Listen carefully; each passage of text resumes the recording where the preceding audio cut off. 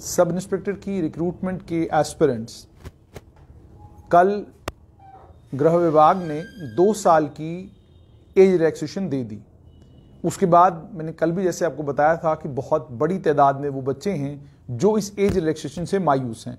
मायूस इस बात पे हैं कि हमने सरकार के समक्ष जो हमारे मेमोरेंडम गए, जो हमारी लेफ्टिनेंट गवर्नर मनोज सिन्हा से मुलाकात हुई, जो नेताओं को हमने मेमोरेंडम दी, उसमें कहीं पर भी 2 साल की एज रिलैक्सेशन नहीं थी।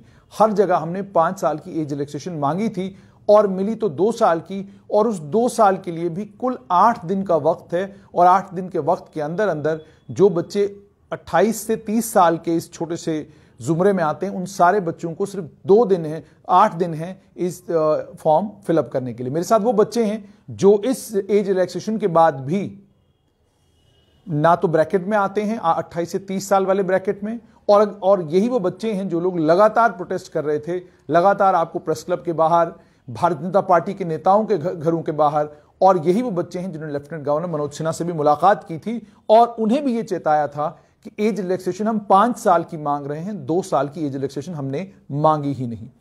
आइए इनसे बात करते हैं।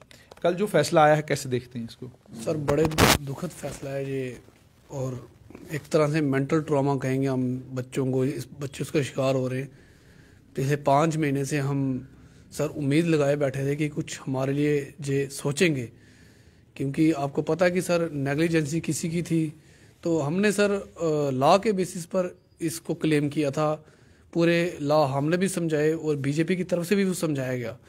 तो सर बड़ा ही दुखद फैसला है, और हम लोग अब घर पे बैठ के भी क्या करें? अगर यहाँ पर भी मौका नहीं मिलेगा, टीचर की पोस्ट पे 10 साल कैप है, 4th क्लास में हम लोग एलिजिबल नहीं है, तो हम लोग जाएंगे कहाँ पर? हमें ये भी बता दो फिर हम लोग जाएं कहाँ पर? तो प्राइवेटाइजेशन भी जम्मू कश्मीर में इतनी नहीं है, तो करना क्या फिर सर? हमें यहाँ पर क्या करना, मतलब कि हमारा यहाँ पर क्या काम है? आप ये बता दें हमें कि किसकी नेग्लिजेंस। वो जो 12 साल आपने 2009 से लेकर 2016 में आपने जाके हमें एक पहला मौका दिया, वो जो बीच 7 साल आपने खाए और फिर 5 साल जे खाए, इसका जिम्मेवार कौन है? 2016 की जो रिक्रूटमेंट है वो भी कैट ने उस लिस्ट को कॉश किया हुआ है, और वहां पर लगातार होम डिपार्टमेंट के जो प्रिंसिपल सेक्रेटरी हैं उनको भी समन निकल रहे हैं और साथ में डीजीपी को भी समन निकल रहे हैं। यानी वो प्रोसेस भी अभी तक मुकम्मल कहा जाए मुकम्मल नहीं। सर देखो वो चैलेंजिंग है, और हर बार जब भी ऐसी जम्मू कश्मीर सिलेक्शन होती है तो कोर्ट में चैलेंज हो जाता है। हम लोग तो वैसे ही लड़के रहे थे। पंचायत अकाउंट असिस्टेंट की अगर बात करें सर, उसमें इनको ज्वाइनिंग कराने में 1.5-2 साल लग जाते हैं। तो सर ऐसा अगर प्रोसेस चलेगा तो यूथ जो है वो डिप्रेशन में ही जाएगा। एंग्जाइटी तो आज हमारे मैक्सिमम लड़कों की एंग्जाइटी हो चुकी है, वो 20 लोग में अब खड़े होते तो दूर जाना शुरू हो जाते हैं। ऐसा उनको एक मतलब मेंटल ट्रॉमा टाइप हो चुका है। तो सर हम एलजी साहब से मिले, और जब 2 साल की रिलैक्सेशन हमें मिली, उसके बाद हम एलजी साहब को भी जाके मिले, एलजी साहब इसको अब बढ़ा के 5 साल कर दो 1 टाइम, क्योंकि हम में से मैक्सिमम लड़के वो हैं जो पिछली बार इंटरव्यू आउट हैं। तो अगर आप इसको 5 साल करते हो तो हमें लाइफ में दूसरा चांस मिल जाएगा और उन सब बच्चों को मिल जाएगा। अब सर न्याय तो हुआ, लेकिन न्याय आधा हुआ।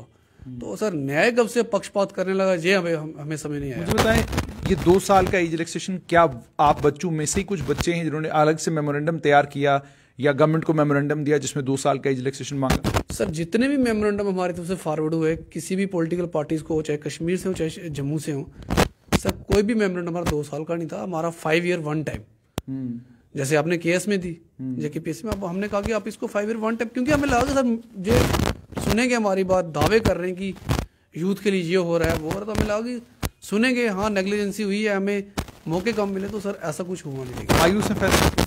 सर बहुत ज़्यादा मायूस है। सुबह से हम निकले घर से और 3 बजने वाले हैं सर, और अभी कितनी देर हमें बाहर रहना, हमें ये भी समझ नहीं। सर घर जाने का भी मन नहीं, करना क्या सर बताओ ना, हम अब करें क्या? अब हमें समझ नहीं आ रहा है। यहाँ पर ज़्यादा कोई काम मिल जाए, कोई गुजर बसर हो जाए। सर आपको पता है स्कूटी में भी अगर तेल डालना हो तो उनके दाम भी वो चढ़ चुके हैं आसमान में, तो कैसे सर हम लोग सर्वाइव करेंगे?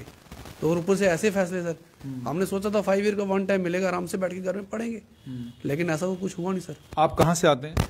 सर मैं जम्मू से ही हूँ, जम्मू के लोकल हूँ। हमारे साथ लड़का वो कठुआ से है, ये सांबा से है, और अलग अलग डिस्ट्रिक्ट से वो लड़के आ रहे हैं। अब शाम को हमारी मीटिंग है, क्योंकि अब हमारा अगला कोर्स ऑफ एक्शन जो है वो सर कोर्ट का भी है।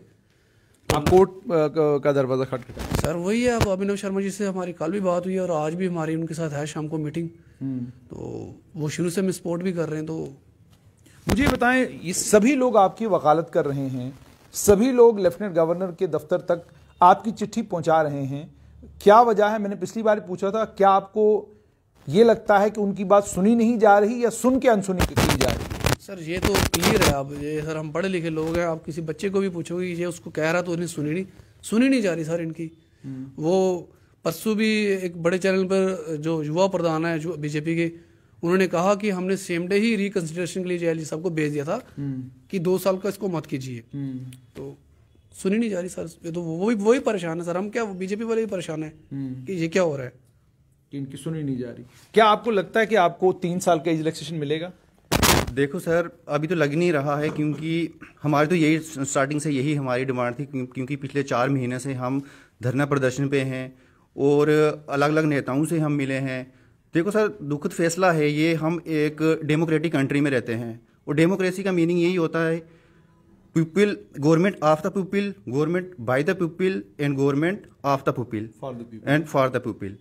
तो सर हमें तो ऐसा कुछ लग नहीं रहा है कि हमारी ना ही कोई सुनवाई हो रही है। आप कहाँ के रहने वाले हैं? सर बेसिकली मैं डिस्ट्रिक्ट रियासी से हूँ और अभी हमने यहाँ पे पीजी मेरी यहीं जम्मू यूनिवर्सिटी से हुई है और उसके बाद बीएड हुई है, तो रूम हमने लिया है रेंट पे यहाँ पे। लेकिन बेसिकली जो हमारा घर है तो वो डिस्ट्रिक्ट रियासी में है। कौन सा गांव है? गोटा सर।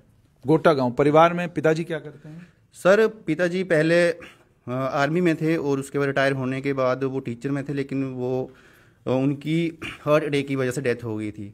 तो डेथ हुए सर, ये 6 दिसंबर 2011 में डेथ हुई थी और डेथ हुए सर लगभग 10 साल हो गए हैं। तो मुझसे 3 भाई बड़े हैं सर और मैं सबसे छोटा हूँ।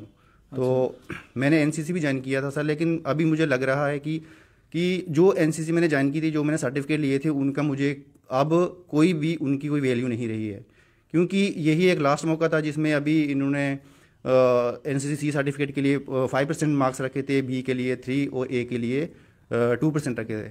लेकिन मेरा वो सर्टिफिकेट वो एक देखने के लिए ही अब वो फाइल में ही रह गया है। अब उसका यूजेस कहीं पे मुझे लग नहीं रहा है। तो बहुत दुखद फैसला सर। काफ़ी हम लोग जो हैं इमोशनली हर्ट हुए हैं। जो एक रियलिटी जो मैं आप लोगों को बताना चाहता हूँ, इमोशनली हम लोग सर हर्ट इसलिए हुए क्योंकि हम जिन भी नेताओं के पास गए, इवन कि हम एलजी साहब के पास भी गए, तो उन्होंने हमें सिर्फ लड्डू ही खिलाए। तो लड्डू खिलाने का मीनिंग ये होता है कि आपका काम हो गया, मतलब हो गया, या मतलब कि वो पॉजिटिव वे में हो जाएगा। लेकिन उसके बाद भी जो सर हम लोग थे, हमें यही लगा कि हमारा काम हो जाएगा। तो लेकिन सर जब ये फैसला 2 साल का आता है तो सर ये हमें बहुत ही एक हर्ट करने वाली हमें न्यूज़ है। तो हमारी यही रिक्वेस्ट थी सर, हम कोई जॉब नहीं मांग रहे हैं, हम कहीं किसी चीज़ में कोई रिलैक्सेशन नहीं मांग रहे हैं कि हमें ग्राउंड में रिलैक्सेशन दो, हमें रिटर्न में रिलैक्सेशन दो। हम यही चीज़ मांग रहे हैं कि हमें एक चांस चाहिए, क्योंकि वन टाइम अगर आप 5 ईयर एज रिलैक्सेशन आप जो है केस में दे रहे हो, आप बैंक्स में दे रहे हो, तो यहाँ पे आप 2 इयर्स क्यों दे रहे हो सर? ये हमें जो है बहुत ही हर्ट करने वाली ये हमें न्यूज़ मिली है। और हमें यही, जिसके पास भी हम गए तो उन्होंने बोला कि हाँ 5 टाइम ही एज रिलैक्सेशन आपको मिलेगी, क्योंकि 5 साल की एज रिलैक्सेशन आपको मिलेगी। क्योंकि होती ही सर, अगर बेसिकली बाय रूल्स देखा जाए तो 5 ईयर ही एज रिलैक्सेशन होती है। लेकिन सर अब लग नहीं रहा है कि ये 2 साल की हमें क्यों दे रहे हैं।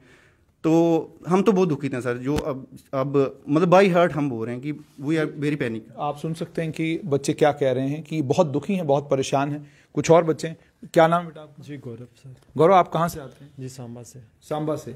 तो आप इससे पहले इस इम्तिहान में बैठे हैं?